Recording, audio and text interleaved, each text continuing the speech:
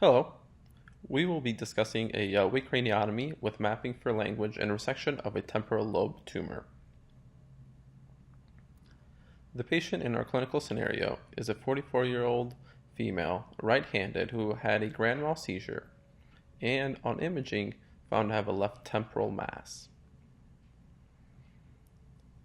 Coronal slices T2 sequences shown here revealed a T2 hyperintense, T1 hypointense non-contrast enhancing lesion centered in the left middle and inferior temporal gyri with sparing of the mid and posterior superior temporal gyrus and the limbic structures. Further preoperative evaluation. The patient underwent a biopsy which revealed this to be a low-grade glioma. Neurologically, the patient was non-focal, including language comprehension and repetition. However, on formal neuropsychological evaluation, it was revealed that the patient had diminished naming, fluency, and verbal memory. As outlined in the algorithm in our chapter, this patient was a candidate for an awake craniotomy in order to maximize the extent of our resection.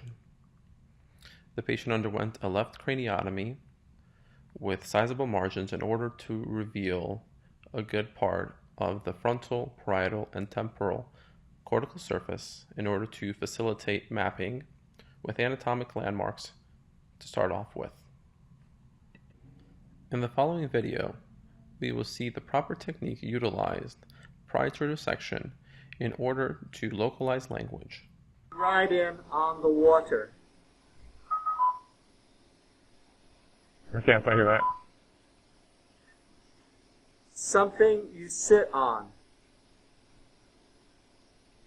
I can't think of that either.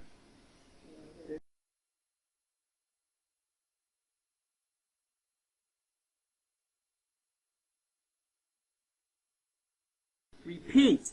Look at those new shoes. Look at those new shoes. Repeat.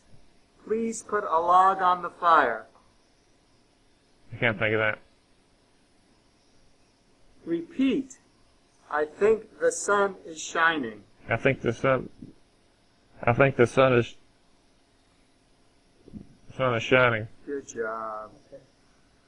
Repeat. He ran all the way home. I can't think of that. Okay. Repeat. There is no milk for breakfast.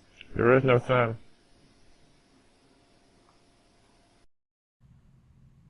With the available data gained from the stimulation and prior to commencing of the resection of the tumor itself, we can see here, as labeled properly, R shows where repetition was affected with stimulation, C affected comprehension on stimulation, L denotes auditory naming and comprehension, and repetition was affected simultaneously, and lastly, S was speech arrest.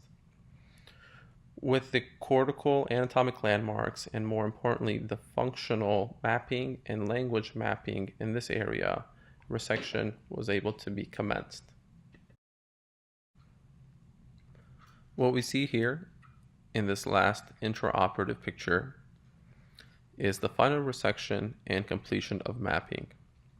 Anterior and middle temporal gyri are resected, sparing language sites in the superior temporal gyrus.